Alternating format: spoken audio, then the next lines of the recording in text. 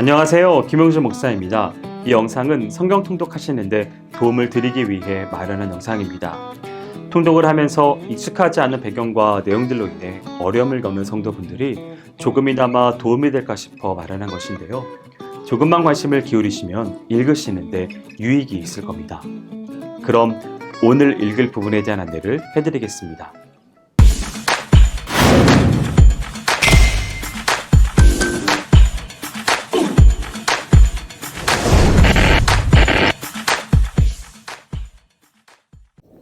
오늘 읽을 본문은 데살로니가 전후서입니다. 데살로니가 전서는 바울이 2차 전도 여행 중 아덴에 머물러 있었을 때에 자신이 직접 데살로니가를 방문하지 못하는 사정으로 인하여 디모데를 데살로니가로 보내었고, 그곳에서 디모데가 고린도로 자리를 옮긴 바울에게 다시 와서 데살로니가 소식을 전했으며, 그 소식을 들은 바울이 고린도에서 작성한 것입니다. 바울은 2차 전도 여행 중에 유럽 지역에 첫 교회를 세운 빌립보에서 전도한 후 데살로니가로 자리를 옮겨 유럽 지역에 두 번째 교회를 세우고 전도하였습니다. 그러나 바울을 유대인들의 폭동으로 갑작스럽게 이곳을 떠날 수밖에 없게 되어 베레아로 가서 전도하였는데, 그곳까지 유대인이 쫓아왔으므로 다시 아덴으로 옮겨 전도하게 되었습니다. 그때 바울은 본서에 등장하는 디모데와 실라를 아덴으로 불러 합류하였습니다. 그러나 바울은 충분히 복음을 전파하지 못하고 떠나온 데살로니가 교회에 대한 걱정과 성도들에 대한 애정이 컸으므로 그들을 지도하기 위해 직접 재방문하려는 마음을 가졌지만 좌절당하였습니다. 이에 디모데를 자기 대신 데살로니가 교회로 파견하여 데살로니가 교인들의 신앙을 굳게 하고 고난을 위로하며 환난을 이길 힘을 주고자 하였던 것입니다. 그 후 바울이 아덴에서 고린도로 옮겨가 복음을 전파하고 있을 때에 디모데가 돌아왔고, 돌아온 디모데에게 바울은 데살로니가 교인들이 훌륭한 신앙생활을 하고 있음을 보고받았습니다. 이에 바울은 데살로니가 교인들의 믿음과 사랑과 소망을 칭찬하며 환난 가운데서도 믿음의 본을 보인 것을 격려하기 위해 본서를 기록하기에 이른 것입니다. 그러나 데살로니가 교회에는 이러한 긍정적인 측면만 있었던 것은 아니며, 그리스도의 재림과 종말에 있을 일에 대한 그릇된 이해로 주의 재림 시 이미 죽은 성도가 어떻게 되는가 등에 대한 혼란스러움이 있었습니다. 따라서 본서는 죽은 성도 역시 그리스도의 재림 때에 부활하여 그리스도의 영광에 동참함을 교훈하며, 재림의 시기에 대한 그들의 의문에 대하여 대답함으로써 재림은 갑작스럽게 임할 것이므로 깨어 근신하는 가운데 재림을 준비해야 할 것을 가르치고, 더불어 재림을 기다리는 신앙인으로서 마땅히 실제 생활에 있어서 추구해야 할 바에 대한 바른 교훈을 주기 위해 기록한 것입니다. 이처럼 본서는 바쁜 전도의 현장에서도 또 다른 곳에서 신앙생활을 하고 있는 신앙의 동지들을 격려하며 바른 교훈으로 바르게 양육하기 위한 목적으로 쓴 바울의 서신입니다. 데살로니가 전서는 서신서의 기본 구조를 기준으로 나누자면 공식적 문안 인사가 기록된 도입부와 내용의 대부분을 차지하는 본론부, 그리고 끝맺는 말과 문안 인사로 구성된 종결부로 나누어질 수 있습니다. 먼저 도입부를 살피면 다른 서신들의 양식과 동일하게 발신자, 수신자, 축도가 포함된 문안 인사로 시작합니다. 그러나 문안 인사가 단 한 절로 끝남으로써 다른 서신서보다는 간략하다는 특성을 지니고 있습니다. 본론 부분은 크게 두 부분으로 분리되어 있습니다. 전반부는 역사적인 부분으로서 데살로니가 교회에 대한 칭찬과 격려를 언급하였으며, 후반부는 교훈적 부분으로서 데살로니가 교회에 대한 실천적인 교훈을 기술하고 있습니다. 먼저 전반부부터 살펴보겠습니다. 유대인의 폭동으로 이 지역에서 쫓겨났던 바울이 실질적으로 데살로니가에 머물며 신앙을 지도한 시간이 길지 않았음에도 불구하고 그들의 신앙이 성장한 데 대해 바울은 이를 하나님께 먼저 감사하며 그들을 칭찬하고 격려하고 있습니다. 또한 바울은 데살로니가 교인들이 과거에 보여주었던 자신에 대한 그들의 사랑의 태도를 회상하며 거듭 과거 그들이 보여주었던 진실했던 태도를 칭찬하고 있습니다. 한편 그들의 신앙이 정체되거나 잘못될 것을 염려하며 그들과 사랑의 교제를 나누기 위하여 그들을 재방문하려는 바울의 열망은 이루어지지 못하였습니다.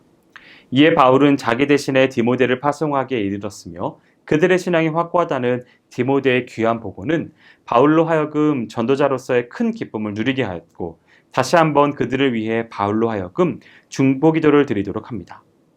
다음으로 후반부를 살피겠습니다. 여기서는 그들의 모범적인 신앙에도 불구하고 그들이 이방교회로서 지니고 있었던 이방문화에 대한 잔재와 그리스도의 재림에 대한 그릇된 사상으로 인한 폐해를 근절케 위한 바울의 교훈과 권면을 기록하고 있습니다. 바울은 먼저 그리스도를 따르는 성도가 과거 육의 행습을 벗어버리고 마땅히 지향해야 할 바인 합당한 삶에 대한 교훈을 주고 있습니다.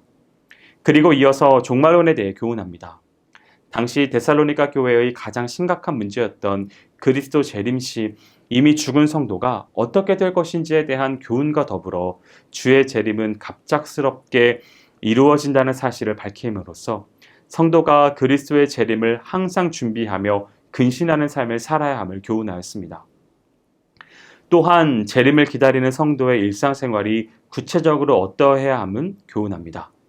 즉 성도는 눈에 보이는 형제들에 대해 사랑을 행하며 눈에 보이지 않는 하나님께 대하여도 하나님께서 허락하신 바를 기뻐하며 그 선물을 존귀히 여기고 감사하는 삶을 살아야 함을 기록하고 있습니다.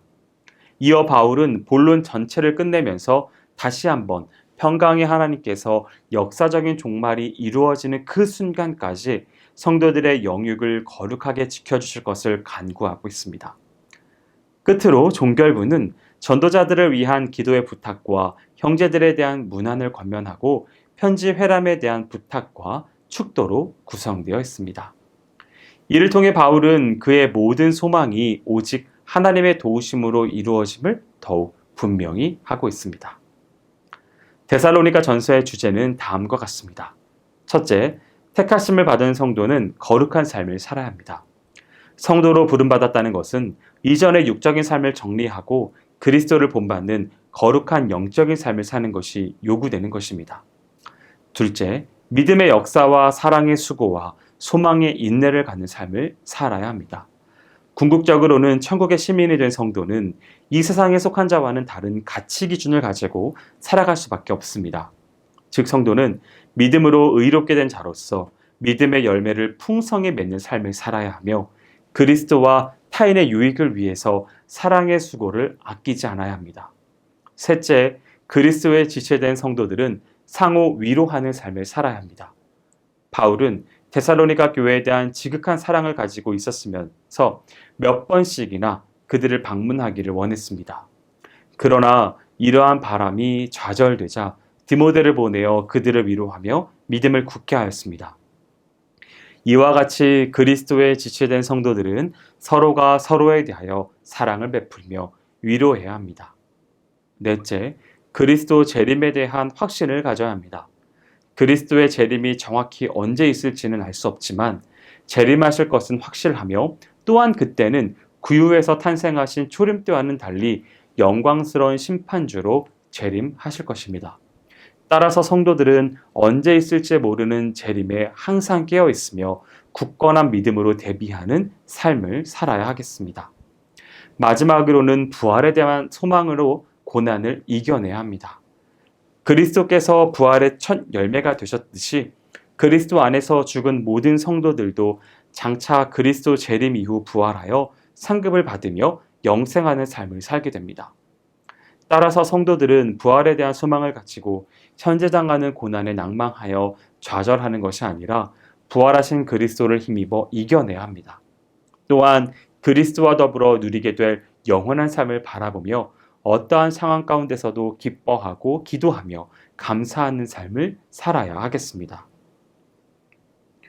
데살로니가 후서는 바울이 데살로니가 교인들이 바울에 보낸 편지로 인하여 재림이 임박한 것으로 오해해 규모 없는 삶을 산다는 소식을 접한 후 기록한 것입니다. 바울이 데살로니가 전서에 편지를 보낸 후 데살로니가 교회로부터 답장이 왔습니다. 그런데 바울이 접한 소식은 그들이 외부로부터의 핍박과 환난에는 굳건한 신앙을 가졌으며 믿음의 진보까지 보였지만 재림에 대해서는 전서를 보낼 때보다 더 혼란한 상태를 나타내고 있다는 것이었습니다. 즉 교인들 가운데 일부가 바울이 전서에서 말한 예기치 못한 때에 이루어지는 갑작스러운 재림을 곡해하여 임박한 재림 혹은 이미 이루어진 재림으로 생각한 나머지 생업을 포기하고 무의도식하는 폐단이 생겨났던 것입니다. 뿐만 아니라 일부 몰지각한 사람들은 스스로 성령의 계시를 받았다거나 바울의 다른 편지를 받았다는 허위 사실을 유포하면서까지 교인들을 미혹하기도 하였습니다. 이에 대해 바울은 급히 붓을 들어 편지를 쓰게 되었습니다. 바울은 박해받는 성도들을 격려하며 그리스도의 재림이 임박한 것은 사실이지만 재림이 이루어지는 데는 배도하는 일과 불법의 사람이 나타나는 등 재림 전에 거쳐야 할 단계가 있음을 밝히고 그릇된 가르침에 미혹되지 않기 위해서는 진리를 굳게 잡고 규모 있는 생활을 영위해야 함을 권면하기 위해 보인서를 작성한 것입니다. 데살로니가 후서는 전서와 동일한 저자가 동일한 수신자에게 시간이 얼마 경과되지 않은 시점에 기록한 소편으로서의 성격을 지닙니다. 따라서 전반적인 내용과 문체에 있어서도 전서와 상당한 유사성을 보이고 있습니다. 그러나 전서에 기록되어와는 달리 발신자 바울이 데살로니가 교회의 탈선을 알고 이를 계도하려는 목적하에 쓰여진 건심으로 전서보다는 전반적으로 좀 더 엄격한 어조로 쓰여졌다는 차이점을 지니고 있습니다. 이러한 본서는 크게 세 부분으로 이루어져 있습니다. 먼저는 도입부입니다. 1장에서 일반 서신서의 양식과 동일하게 문안 인사와 함께 데살로니가 교회가 믿음과 사랑의 성장을 계속하고 있으며 핍박 가운데서도 인내하고 있음에 대한 하나님을 향한 감사, 핍박을 이기는 데살로니가 성도들에 대한 감사와 격려, 그리고 데살로니가 교회를 위한 축복의 기도의 내용이 기록되어 있습니다. 이어서 본론부가 이어지는데 크게 두 부분으로 나눌 수 있습니다. 즉, 데살로니가 교인들의 잘못된 종말관을 바로잡기 위해 구속사의 종점에 있을 그리스도의 재림과 관련한 교훈을 주는 부분과 종말 교훈을 간직한 자가 실제 생활에서 수행하여야 할 내용을 다룬 부분입니다. 마지막으로 종결부는 바울이 본서 전체를 끝맺으면서 다시 한번 데살로니가 교회의 평강의 삶을 위한 기도와 마지막 문안 인사를 언급합니다. 이러한 본서 구성과 내용을 통해 구원을 지향하는 삶을 살고 있는 성도들은 거짓된 교훈을 버리고 그리스도의 가르침을 정확히 알면서부터 시작하여 이것이 바른 생활로 투영되어 나타날 수 있도록 하나님께 기도하며 생활하는 가운데 노력하는 삶을 살아야 한다는 교훈을 얻을 수 있습니다. 데살로니가 후서의 주제는 크게 네 가지로 구분할 수 있습니다. 첫째, 성도는 이 땅에서 환난을 받으나 이를 믿음으로 이겨내야 합니다. 이 땅에 살고 있으나 이 땅에 속한 자가 아니라 하늘의 시민권을 가진 성도들은 이 땅에 속한 자에게 고난을 받을 수밖에 없습니다. 그러나 성도가 받는 환난은 하나님 나라를 위해서 받는 환난이란 성격을 지니고 있습니다. 그러므로 장차 하나님 나라가 완전히 임할 때 성도에게 환난을 줄 자에게는 하나님께서 영원한 환난으로 갚으시고 환난을 믿음으로 이긴 자에게는 영생하는 축복으로 갚아주심을 믿음으로 성도들은 이 땅에서의 환난을 이겨내야 함을 강조하고 있습니다. 둘째, 재림의 시기는 아무도 알지 못하지만 재림이 있을 것이라는 사실은 확고하다는 것입니다. 혹자는 재림의 시기에 대한 정확한 언급이 없다는 사실을 악용하여 그리스도의 재림이 이미 있었거나 바로 있을 것이라는 위기감을 조성함으로써 사람들을 미혹합니다. 그러나 성경은 재림의 정확한 시점을 비밀로 하지만 재림의 징조에 대한 정보를 줌으로써 재림을 대비케 합니다. 즉, 종말이 임박하면 불법의 사람이 나타나 사단의 역사에 따른 능력과 표적과 거짓 기적과 불의의 속임으로써 사람들을 유혹합니다. 그러나 이 유혹에 넘어가는 자는 사단과 불법의 사람과 더불어 멸망받게 되므로 성도들은 항상 경성하여 진리와 때를 분별하여 아는 자들이 되어야 할 것입니다. 셋째, 거짓된 가르침에 미혹되지 않는 길은 원래 주어진 바른 교훈을 지키는 것입니다. 우리가 구원을 얻고 영생을 얻기 위해서는 주님께서 주신 진리 위에 굳건히 서야 합니다. 바울은 자신이 말로나 서신으로 가르쳐준 바를 진리로 알고 굳게 지킬 것을 당부하였습니다.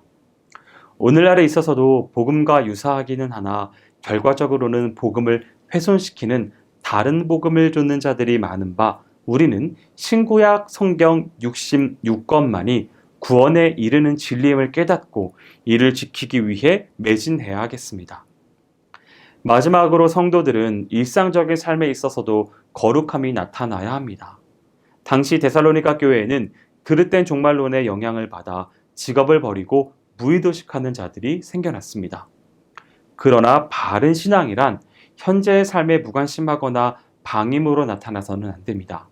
즉, 자신에게 주어진 재능을 하나님께서 허락하신 시간과 공간 속에서 최대한 활용할 뿐 아니라 그 삶을 성결케 하여 하나님께 영광을 돌려야 하는 것입니다.